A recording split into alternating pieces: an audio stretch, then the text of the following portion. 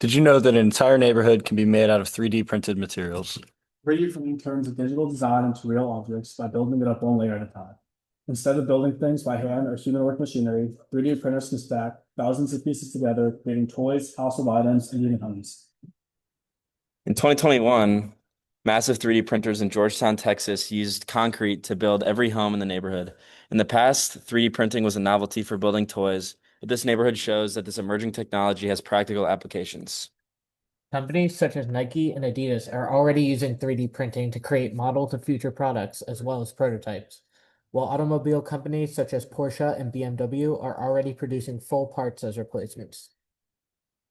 In the future, companies can even start selling files for 3D printed objects rather than manufacturing and shipping products on their own. This could eliminate shipping costs and greatly reduce warehouse storage costs.